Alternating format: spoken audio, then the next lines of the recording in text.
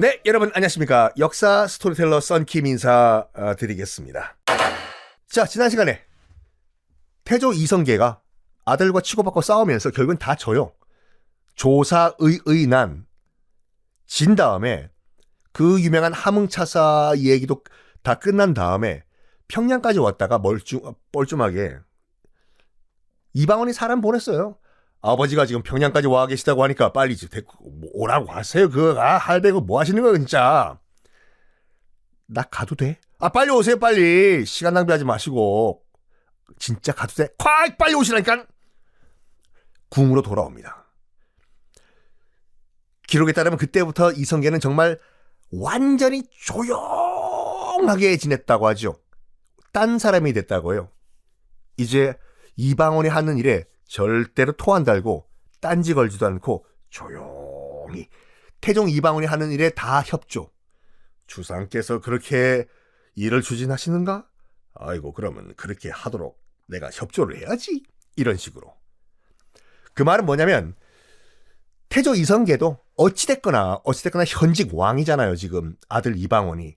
그래서 드디어 이성계가 이방원을 조선의 왕으로 인정해줬다 라는 뜻이죠. 태조가 이렇게 이성계가 돌아와가지고 이렇게 이제 얌전하게 지냄에도 불구하고 시련이 계속돼요. 시련이요. 먼저 첫 번째 시련은 뭐냐면 1405년에 무학대사, 오랜만에 등장하시죠.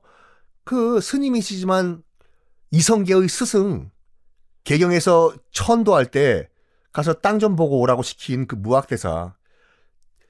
태조의 스승이자 베스트 프렌드였어요. 무학대사가 1405년에 죽습니다. 기록이 어떻게 기록이 되어 있냐면, 물론 이방원 세력이 나중에 이렇게 기록을 한 거죠. 그 태종실록을 쓰면서. 기록에는 아이고, 석가모니의 제자도 말이야, 죽을 때는 죽기 싫어가지고 울고 불고 막 눈물 콧물 다 짜내다금 하하하하, 이렇게 기록에 남아있다고 하지요. 뭐 석가모니 제자도 알고 보니까 뭐 사람이네. 난 조용히 무슨 뭐 신처럼 열반에 들 줄 알았어. 하하. 일부러 깎아내린 거예요. 이성계에 관련된 모든 것. 게다가 또 유교가 국시인 나라에서 불교 스님이잖아요. 있는 대로 기록에서 다 깎아버린 거예요. 그게 첫 번째 시련이었고, 이성계 입장에서 봤을 땐 두 번째 시련이 있었습니다. 뭐냐? 그 신덕왕후 강씨, 태조 이성계가 그렇게 I love you 사랑했던 두 번째 부인, 그 신덕왕후 강씨가 일찍 죽었지 않습니까? 그래서 무덤, 능을 어디다가 만들었냐면 그 지금 덕수궁 자리 정동 문화체육관이라고 있거든요. 경향신문사. 혹시 모르시는 분들은 서울지리 잘 모르시는 분들은 그냥 간단하게 덕수궁 근처에 있었다라고 보시면 돼요. 원래 그 신덕왕후 강씨의 무덤이에요. 능이요. 정능이라고 해서. 왜 거기다가 능을 만들었냐면 이성계가 부인 보고 싶소. I miss you. 원래 그 능을 만들 때는 저 멀리 떨어진 곳에 능을 만들어야 되는데, 그럼 보고 싶을 때 거기까지 가야 되잖아요. 이성계가요. 부인 보고 싶소. 광화문 위에 올라가면 딱 보이도록 최대한 가까운 곳에 내 사랑 신덕왕후의 능을 만들도록 하여라 라고 해서 지금 덕수궁 근처에다가 정능 자리를 만들어요. 거기 묘자리를. 거기다가 내 사랑의 능을 만들어라. 내가 보고 싶을 때마다 낮이고 밤이고 올라가서 우리 자기 잘 지내나 보고 싶을 때 올라갈 것이다. 능을 만듭니다.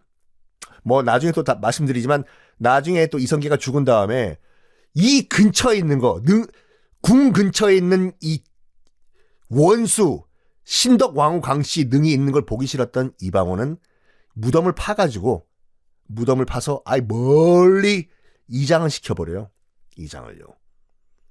그래서 이장시키면서 나온 그 석물들 있잖아요. 돌로 만든 무슨 무인상, 문인상, 기타 등등 돌로 만든 조각들이요. 이거를 다 청계천에 갖다 버리거든요. 몰랐어요, 그게 있었는지. 왜냐면 2000년도 초반까지만 하더라도 청계천이 덮여 있어가지고 그 위에 고가도로가 있었지 않습니까? 기억하시는 분들이 기억하시겠나? 청계천은 이제 복개가 돼 있던 상태였거든요.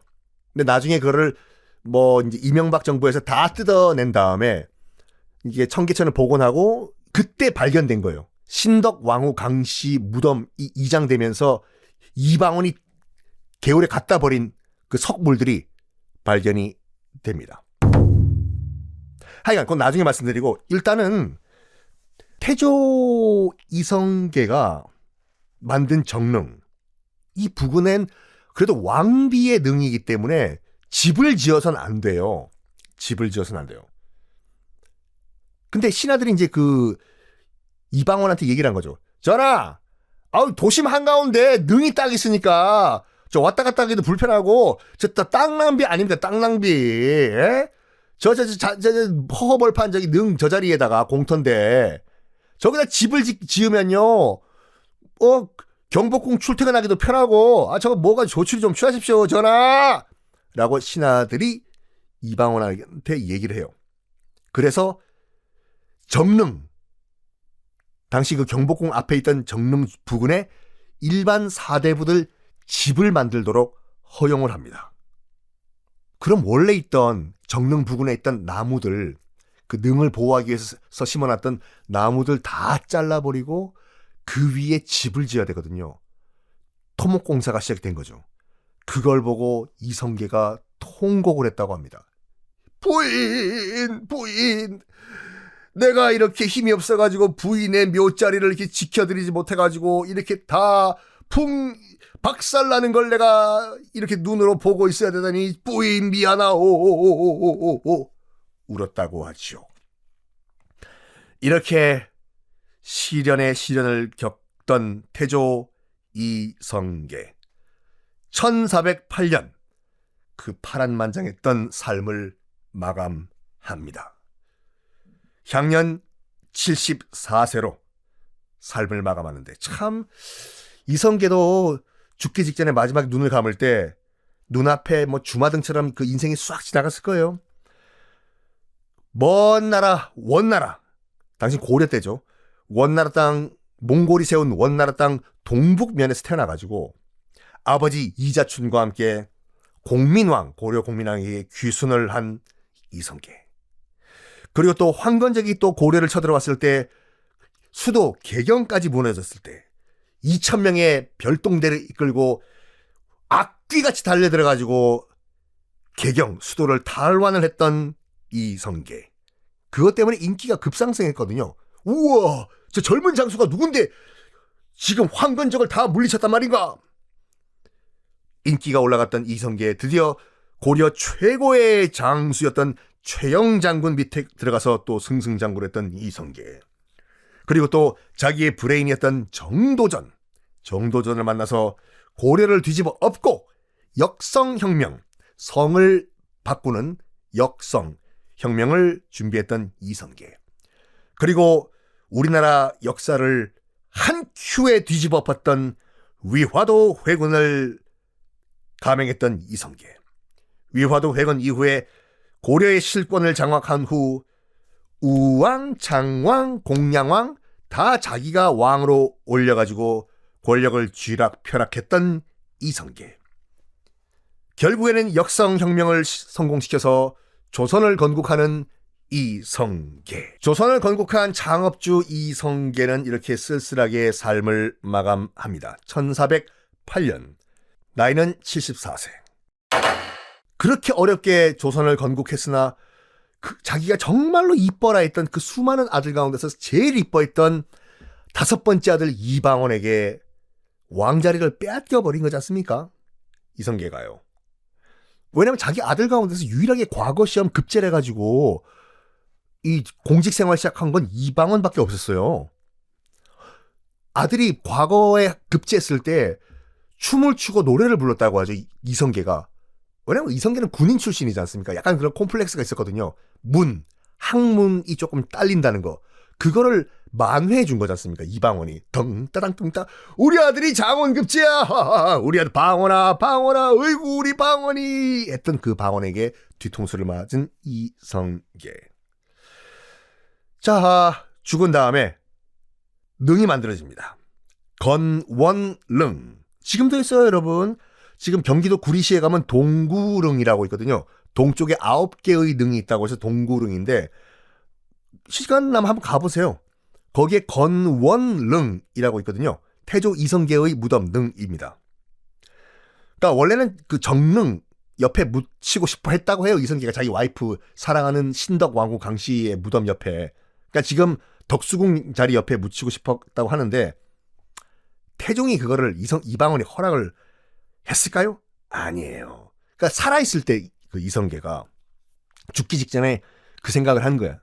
아들아, 주상전하, 방원아, 나 죽으면은 소원 한 가지만 딱 좀 들어주시면 안 되겠냐? 내 와이프 신덕왕후 강씨 지금 덕수궁 자리에 있는 정릉 거기에 나 좀 묻어주면 안 되겠냐? 이 말 하면은 분명히 저 인간 이방원은 안 들어줄 거야. 그럴 바에는 아유 차선책으로 내가 이렇게 부탁해야지. 그래서 뭘 얘기하냐면 죽기 직전에 이성계가 아들 이방원한테 아들아 주상 나 죽으면은 응? 내 고향 동북면 함경도에 나 좀 묻어줘. 너는 여기서 정치 잘하고 난 함경도로 돌아갈래. 거기 좀 묻어줘. 응? 이렇게 유언을 남겨요. 그건 들어주겠지 해서 죽습니다. 그러니까 나 이제 나 죽는데 마지막 소원은 나 죽은 다음에 내 무덤은 내 고향 함경도에 좀 써줘. 어? 나 간다. 꼴까락 이렇게 된 거예요.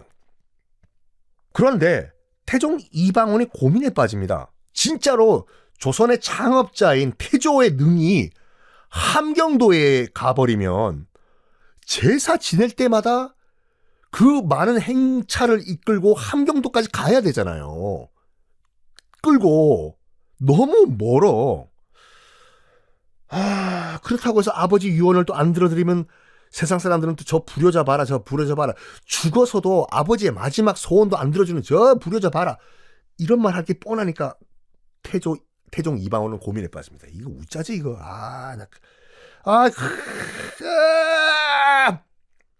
하다가 타협점을 생각을 하는데 뭐냐면 맞다. 이렇게 하면 딱이지. 아버지 고향인 함흥에 가서 거기서 풀과 흙을 가져와라. 그거로 능을 만들자. 이러면 아버지도 기뻐하실 거야. 관 밖에 딱 보니까 이거 함경도 흙이네. 아버지가 이게 생각하실 거야. 응? 그래서 함경도에서 흙을 가져와요. 풀도 가져와가지고 지금 그 동구릉에 있는 건원능을 만듭니다. 풀을 뭘 갖고 오냐면 억새풀을 가져와요. 억새풀을 갖고 와가지고 그 건원능 무덤 있지 않습니까? 봉분 위에다가 이제 심는데 지금도 가면은요 동구릉에 있는 건원능 가면 위에 엄청나게 그 자란 억새풀들이 있어요. 그걸 보고 사람들이 우와 이성계의 파워다. 이 거의 뭐 500년이 넘는 동안 저 억새풀 자란 거 봐라 저거. 야 이거 정말 이거 미스테리 아니냐? 피라미드가 미스테리가 아니라 저게 미스테리야. 600년 동안 어떻게 억새풀이 저기서 자라? 매년 새로 심어요 그거요. 네. 아마 올해 가시면 올 초에 심은 거라니까요. 어쨌든 건원릉 한번 여러분 꼭 가보시기 바랍니다. 자 이렇게 건원릉까지 만들어지면서 본격적으로 태종 이방원의 시대가 시작이 됩니다. 먼저 중국 명나라로부터 인정을 받아요. 你是조선 왕. 명나라로부터 조선의 정식 왕으로 그때서야 인정을 받습니다. 그때 명나라 상황이 어떻게 되냐면 일단 조선은요 개국 초부터 그 명나라와 그 삐걱삐걱 관계가 안 좋았잖아요. 정도전이 뭐 요동정벌한다, 명나라 친다 하니까 그 명나라를 만들었던 그 홍무제 주원장은 저 정도전 저거 잡아오라 해가지고 두 관계가 위태위태했는데 이제 이방원을 조선의 정식 왕으로 인정을 해 줍니다. 왜냐? 이때 중국사까지 얘기하면 반칙인데 어쨌든 당시 명나라 상황이 어떤 상황이냐면 명나라는 새 황제 영락제라는 황제가 즉위를 한 상태였어요. 이 영락제가 누구냐 하면은 초대 황제 홍무제의 아들이에요. 친아들. 그런데 명나라의 3대 황제예요. 아들이면 2대 황제 되는 거 아닙니까? 왜 3대 황제예요? 와우. 설명을 드리겠습니다. 명나라를 건국했던 그 홍무제 주원장. 그러니까 홍무제는 그 황제 타이틀이고 본명은 주원장이에요. 김원장 잘 지내나? 요즘 학원 잘 되지?가 아니라 성은 주씨고 이름은 원장이에요. 주원장이 죽고 난 다음에 그 2대 황제는 손자가 돼요. 손자를 황제로 앉히고 자긴 주원장은 죽습니다. 왜 그렇게 됐냐면 주원장도 자기 다음 황제를 자기 첫째 장남으로 앉히려고 해요. 그랬겠죠. 장남이 승계하는 시스템이니까. 그런데 장남이 비실비실하다가 죽어요. 홍무제가 주원장이 펑펑 울었다고 하죠. 내가 무슨 죄를 지어가지고 큰아들이 이렇게 죽냐. 그래서 큰아들이 이렇게 죽고 난 다음에 뭘 하냐면 그 큰아들의 또 아들이 있었거든요. 자기 손자죠, 손자. 그 손자를 2대 황제로 앉혀버립니다. 그 손자가 건문제라는 황제였는데 2대 황제요. 그 주원장의 손자. 그런데 주원장한테는 아들들이 여러 명 있었어요. 그 첫 번째 장남은 일찍 죽었지만 그 둘째 아들부터 쭉쭉 있었겠지요. 근데 이 다른 아들들을요, 다 지방으로 쫓아냈어요. 주원장이. 너희들 지방에 고을 유지로 만들어줄 테니까 거기서 그냥 다 잘 살아. 수도까지 나오지 말고. 그때 명나라의 수도는 남경이었어요. 상하이 옆에요. 여기 남경 일은 신경 쓰지 말고 다 지방 가가지고 그 지방에서 떵떵거리고 잘 살아. 그 말은 수도 남경은 자기가 손자한테 물려줘서 손자가 황제 할 테니까 나머지 아들들 둘째부터는 다 지방 가서 거기서 유지하고 살아. 권력엔 눈길도 주지 마. 이렇게 된 상태였습니다. 그걸 이제 전문 용어로 지방왕이라고 해서 무슨 왕자리를 하나 줘요. 왕이라니? 왕이 여러 명이야? 여러분, 황제가 있는데 황제 밑에 왕은 있을 수가 있어요. 그래서 굉장히 기분 나쁜 얘기지만 역대 중국 왕조들은 조선을 약간 뭐라고 할까 지방 정권으로 생각을 했다니까요. 그래서 왕을 시킨 거예요. 왕 하라고 그냥. 왜냐하면 자기는 황제이기 때문에. 조선 왕, 뭐 고려 왕 이런 식으로. 그래서 주원장이요. 명나라를 만든 주원장이 자기 나머지 아들들을 다 지방으로 보낸 다음에 무슨 왕 다 시켜요. 무슨 왕 이런 식으로 지방 이름들을 붙여가지고. 네 번째 아들이 있었어요. 주원장에게. 이름은 주채예요. 이 성은 주시고 이름은 채예요. 그래서 주채인데 이 네 번째 왕 주채는 어디 지방 왕으로 앉히냐면 연이란 곳에 왕을 만들어요. 그래서 연왕 주채 이런 타이틀이 붙는데 연이 어디예요? 연은 어디냐? 지금의 베이징 북경입니다. 그래서 북경의 옛날 이름이 연경이잖아요. 여러분 대림동이나 뭐 이런 그 중국 차이나타운 가면 거기 가면 칭따오 맥주 안 마신다니까요. 중국인들은 넘버원 맥주를 연경 맥주 마셔요. 진짜로. 칭따오는 거의 지방 맥주고 칭따오에서만 먹고, 물론 칭따오도 유명하지만 중국 넘버원 맥주는 옌징 피주라고 해서 연경 맥주입니다. 그 연경이 베이징의 옛날 이름이거든요. 하여간 연경, 그때 베이징은 명나라의 수도가 아니었어요. 변두리 지방이에요. 지금 중국 지도 한번 봐보세요. 베이징이요. 중국의 수도지만 이상하리만큼 북쪽에 치우쳐 있거든요. 아예 베이징시 바로 위에 만리장성이 있어요. 그러니까 거의 국경지대에 있는 동네가 베이징이거든요. 거기로 주체를 보내요. 너 저기 만리장성 있는 연경 가가지고 너 거기 왕해. 앞으로 그래서 너는 이름이 연왕 주체다. 오케이?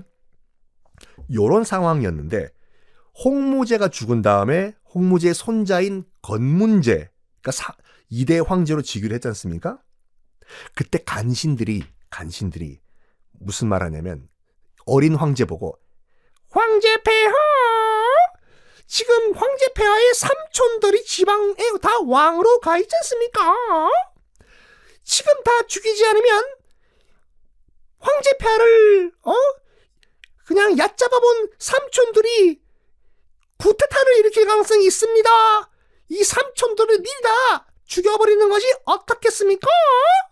라고 얘기를 해요. 황제 자리를 위협할 수 있다 해서 지방에 있는 삼촌들이죠. 삼촌들 다 죽이자고 해요. 그래서 진짜로 어린 황제가 뭘 알겠어. 건문제가요. 어린 나이에 즉위했어요. 하나하나씩 불러가지고 삼촌들을 삼촌 사탕 사줄게요. 삼촌 힘내세요. 남경에 와서 놀다 갔대요. 이렇게 편지를 보낸 거예요. 삼촌들한테. 그 삼촌들은 뭣도 모르고 조카이자 새 황제가 오라고 하니까 오랜만에 우리 남경 구경이나 가볼까? 갔다가 각계격파식으로 한 명 들어오면 죽이고 한 명 들어오면 죽이고 이런 상황이 된 거예요. 네 번째 왕, 지금의 베이징, 연경에 있던 연왕 주체는 그 상황을 다 파악하고 있었어요. 我是 앉아서 당할 수 없다. 먼저 선제 공격을 하자 해. 그래가지고 앉아서 죽을 바에는 먼저 내가 치자. 그래가지고 북경에서 연경이죠. 자기가 있던 북경에서 군대를 이끌고 남경을 치고 내려와요. 반란이에요. 영모예요. 영모. 결국엔 성공을 합니다.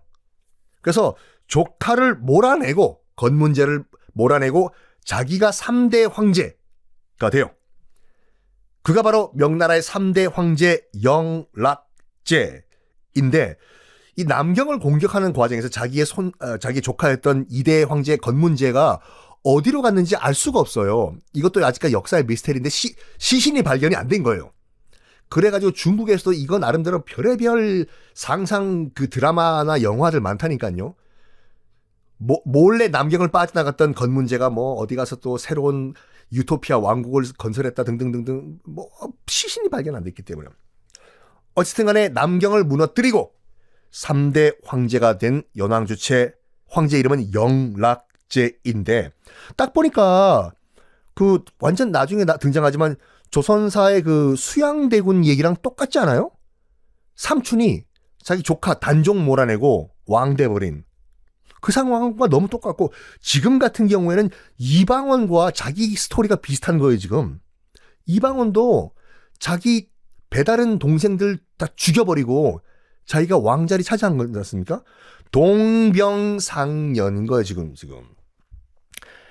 내가 들어보니까 지금 조선의 새로운 왕 이방원이 나 워시 영락제와 스토리가 비슷하다 해. 동병상련이다 해.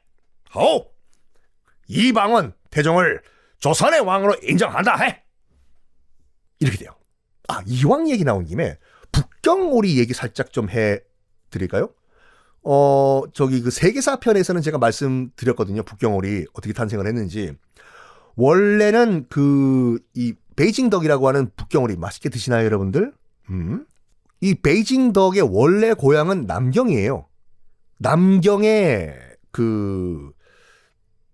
이 지역 음식이었거든요. 오리 요리가. 그런데 이게 어떻게 이사를 했냐, 북경으로. 주원장은요, 다시 한번 말씀드리지만 그 명나라를 건설했던 주원장은 거지 출신이에요. 부모님들이 다 굶어 죽었어요. 먹을 게 없어가지고 스님이 됐어요, 주원장은. 근데 그 절에도 먹을 게 없어가지고 진짜 스님들도 다 굶어 죽어서 자기도 굶어 죽을 뻔했는데 그래서 그 취두부 있지 않습니까, 여러분? 그 중국 차이나타운이나 중국 가시면은 정말 말로 형용할 수 없는 이상한 냄새가 나는 두부가 있어요. 취두부라고 그 석회에 두부를 삭혀서 먹는 그 요리가 있는데 이거 먹으면 중국 음식 다 먹는 거예요. 나중에 여러분 한번 드셔보세요.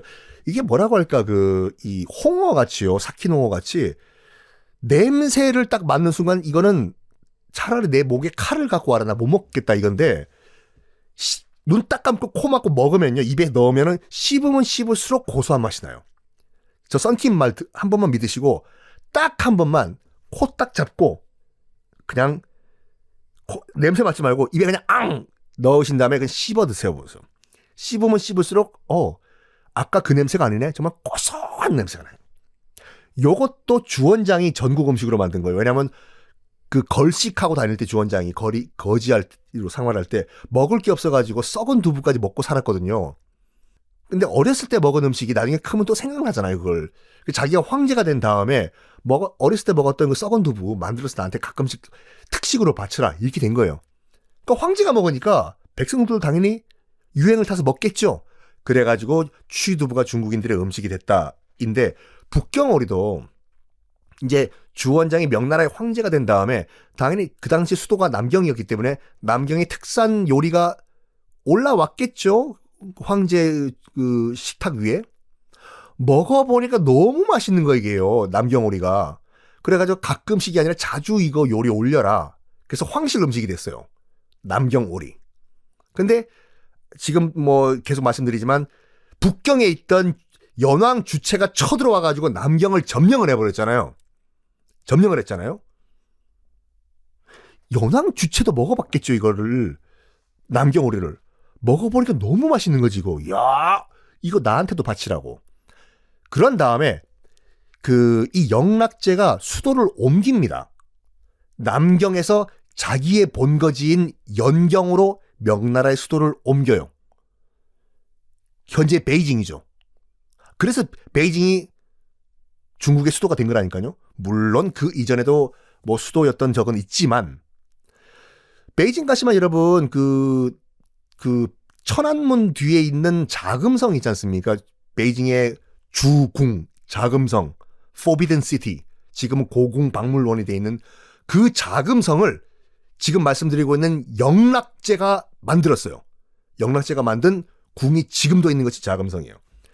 그래서 영락제가 남경에서 북경으로 수도를 옮기면서 그 남경오리 만드는 요리사 몇 명 데려가자 북경으로. 그래서 북경에서 나도 좀 만들어 볼게. 그래서 남경오리가 북경으로 이사해서 만들어진 것이 타이틀만 바뀌어서 북경오리가 된 것입니다. 어쨌든 이렇게 인정을 받았어요. 중국의 인정을 받았고 이제 그 정식으로 완벽한 이제 그 왕이 된 태종 이방원. 보통 왕이 아니었어요. 왜냐하면 신하들의 일거수일투족을 다 파악하고 있던 왕이에요. 왜냐? 이방원은 세자 과정을 거의 거치지 않고 이방원이 어떻게 공무원 됐습니까? 실제로 공무원 시험 통과해가지고 고시 통과해서 공무원 된 거잖아요. 유일하게 과거 급제했다니까요, 이방원이. 그 전까지만 해도 글 공부하고 다른 학자들이랑 함께 서생들이랑. 그래서 자기 밑에 있는 신하들이랑 똑같은 과정을 통해서 노량진에서 공무원 시험 보고 공부한다고 지금 이 자리에 온 거지 않습니까? 그래서 뭐 영의정 좌의정 무슨 이 신하들이 어떻게 정치를 하는지 다 파악을 하고 있었어요. 이방원은. 왜? 자기도 그 과정 거치면서 이 자리까지 올라온 거거든요.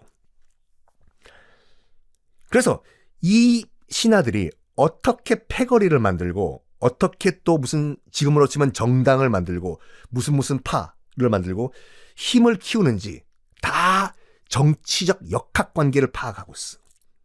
그래서 요 신하들 패거리를 만들어가지고 왕한테 댐비는 그런 세력을 만들기 전에 이것들 길을 꺾어야 되겠다 라고 생각을 해요. 그 길을 어디서부터 꺾냐? 먼저 자기 처가댁부터 박살내야 되겠다 라고 생각을 해요. 여기 이방원의 부인이 누구였냐면 그 원경 왕후 민씨라는 사람이에요. 지금 여러분 KBS에서 태종 이방원 계속 하지 않습니까? 거기서 굉장히 못된 여자로 나오잖아요. 못된 것까진 모르겠지만 굉장히 정치적인 야망이 있던 여자였어요. 이방원의 부인 원경 왕후 민씨가 원래부터 집안이 잘 살아가는 방귀 좀 뀌던 집안이었어요. 아버지가 이제 민재라는 사람이거든요. 민씨니까 아버지도 민씨겠죠. 성은 민이고 이름은 재예요. 민재. 고려 최고의 재력가 중에 한 명이었습니다.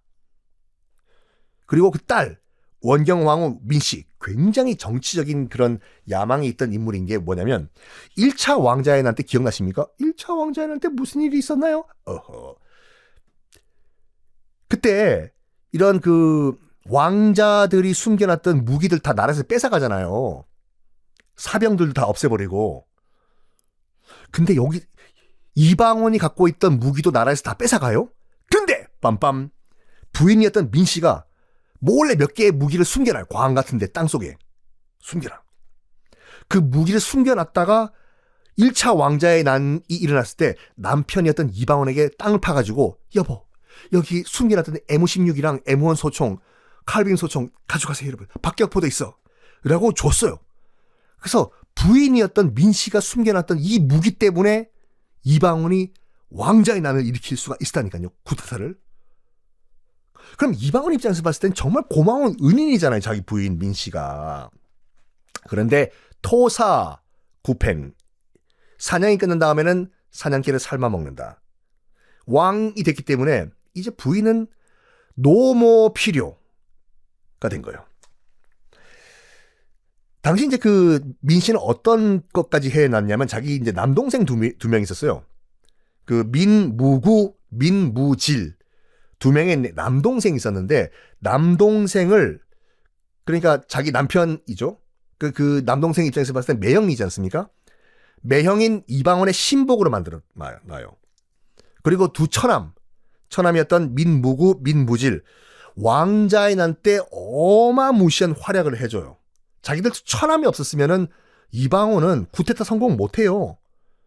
그럼 너무나도 고마운 집안이잖아요. 자기 그 처가댁이 부인 민씨 또 민씨의 두 남동생 민무구 민무질 이 사람들 없었으면 자기 왕 못 됐다니까요. 그런데 왕 되자마자 이렇게 고마운 민씨 집안 처가댁 슬슬 거리두기가 들어가요. 첫 번째가 무엇인가? 지난 시간 말씀드린 것 같이 후궁을 두기 시작해요. 후궁. 말이 후궁이지 정비, 본부인 입장에서 봤을 땐 이거는 정말 요즘은 말도 안 되는 얘기죠. 이건요. 질투가 났겠지요. 당연히요. 태종 이방원이 하련 등등등 그 신하들을 불러가지고 얘기를 해요. 내가 지금 후궁을 좀 둬야 되는데 몇 명까지 둘 수 있나? 법리 검토를 하라. 그랬더니 법전 다 뒤져보니까 또 중국의 예도 막 뒤지고 설례, 판례 다 보니까 9명까지 둬도 된다라는 얘기를 해요. 하륜이. 콜! 9명! 그래서 9명의 그 후궁을 두기로 결정을 합니다. 이방원이요. 원경하고 민씨 격분하죠. 당연히 질투를 하겠죠. 그래서 어떻게 당신이 지금 내가 없었으면 그 자리에 있었을 것 같아. 당신 이런 배은망덕한 이런 남편 같은 이라고 너 어떻게 후궁을 둘 생각을 해? 이놈! 근데 이러면 이럴수록 더 거리가 멀어지는 거예요. 이 왕비란 인간이 이렇게 질투라면 나는 당신 남편이기 이전에 이 나라의 나라님 주인이고 국왕이야. 근데 나보고 뭐 어째? 점점 거리가 더 멀어지기 시작을 합니다.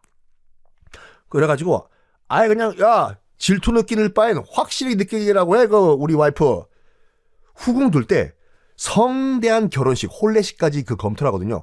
완전 그냥 한 5,000명 들어가는 그런 예식장 예약하고 말이야. 뷔페식으로 해. 이렇게 하니까 그 자기의 형 두 번째 그 아들 2대 왕이었던 정종 있잖아요. 정종 이방과 지금은 상왕이 돼 있죠. 태종의 정치에 대해서는 일절 언급을 안 하던 상왕 정종 이방과까지 이거는 약간 뭐라고 해요. 저기 동생 아우님 아니 그게 아니라 저기 그 임금님 전하 나야 뭐 지금 아들이 없어서 그런데 그 전하께서는 아들도 많은데 왜 또 결혼하려고 그래? 그 좀 너무하지 않아 그거? 이렇게 약간 뭐라고 할까 그 투덜투덜 거려요. 그래서 뭐 여러 군데 뭐 쓰기 뭐 당연히 부인인 그 원경하고 민씨는 막 엉엉엉 울고 난리가 나고 자기 형인 그 정종 이제 상왕된 정종은 그러지 마 이렇게 너무하는 거 아니야 이렇게 하니까 성대하게 5,000명 올림픽 경기장 펜싱 경기장에서 다 빌려가지고 식권 안 나눠주고 다 스테이크로 돌리려고 했던 계획은 취소해버리고 굉장히 축소해서 간소하게 혼례식을 올려요. 후궁도요. 여기에 정말로 이 원경하고 민씨 입장에서 봤을 때는 질투의 극을 달리게 만든 사건이 하나가 발생을 해요. 뭐냐면 1402년에 태종이 이방원이 처가댁 민씨 거기 갔다가 민씨네 집안 여종이랑 눈이 맞은 거예요. 오 마이 갓. 그래서 여종과 하룻밤을 보낸 다음에 여종을 임신시켜요. 태종 이방원이. 다른 데도 아니라 자기 부인 집에 가서 그 부인의 여종과 눈이 맞아가지고 왕비 민씨가 격분하겠어요, 안 하겠어요? 그래서 그 임신한 자기 남편의 애를 임신한 자기 여종을 창고에 가둬버려요. 그래서 창고에서 아들이 태어납니다. 그리고 그때가 12월 한겨울이었거든요. 12월 한겨울에 이 원경왕후 민씨가 이 자기 여종과 자기 남편의 아들을 바깥으로 쫓아보내요. 얼어 죽으라고. 이 소리를 듣고 태종 이방원이 아니 아무리 그래도 내 아들인데 어미가 여종이라고 하더라도 제 아들은 어미는 내 피가 섞인 내 아들인데 뭐? 얼어 죽으라고 지금 밖으로 쫓아내? 물론 얼어 죽진 않았어요. 격분을 합니다. 이거 봐. 저렇게 악독한 여인이야 원경왕후 민씨가. 그러면 왜 이렇게 태종 이방원은 민씨 집안을 멀리했을까? 또 민씨 자기 와이프를 멀리했을까? 여자가 좋아가지고 막 후궁을 이렇게 장가를 여러 번 들었을까? 아니에요. 태종 이방원은 철저하게 정치적인 사람이었어요. 민씨 집안, 자기 처가댁을 잠재적인 적으로 보고 완전 없애버리기 위한 그런 전략이었어요. 먼저 어떤 걸 조치를 취하냐면 자기 장인 민제라는 사람이었어요. 성은 민씨고 이름은 제예요. 고려 때부터 방귀좀 꼈던 굉장히 영향력 있는 유학자 출신이에요. 돈도 많고 세력도 있고 굉장히 좀 말할까 파워풀한 인물이었는데 당연히 추종 세력들이 엄청나게 많았겠지요. 유력 집안이니까. 저 일단 민제 우리 장인어른부터 어떻게 손을 좀 봐야 되겠다라고 일단 마음을 먹어요. 그런 다음에 다음 타겟은 누구냐? 처남들. 민무구, 민무질. 왕자에 난 이후에 엄청나게 공신이지 않습니까? 쟤네들 때문에 그 왕자에 난 성공했기 때문에. 그래서 군사 실권을 갖고 있었어요. 처남들이. 민무구, 민무질. 두 처남이. 군사 실권. 게다가 결정적으로 어떤 일이 있었냐? 태종 이방원의 첫 아들이 양녕대군이잖아요. 나중에 그 세자 쫓겨나는 양녕대군. 양녕대군 첫 아들이요. 어렸을 때 그 민씨 처가댁에서 자라요. 처가댁에서 자랐어요. 그래서 태종은 이렇게 생각해요. 나중에 만약에 양녕대군, 세자예요. 양녕대군이 왕이 되면은 민씨 집안의 파워를 컨트롤할 수 있는 자는 아무도 없을 거예요. 왕이 당연히 어렸을 때 자란 것이 민씨 집안이니까 그쪽 뭐 삼촌들 뭐 외삼촌들 말 막 듣겠죠. 전하 우리 민씨 어렸을 때 그 정콜 이렇게 되니까 그래가지고 미리 손을 쓰자라는 결정을 내립니다. 자, 그 첫 번째 시도는 이거였어요. 바로 태종의 양위 사양 사건. 이게 뭔가 궁금하시죠? 다음 시간에 공개하겠습니다.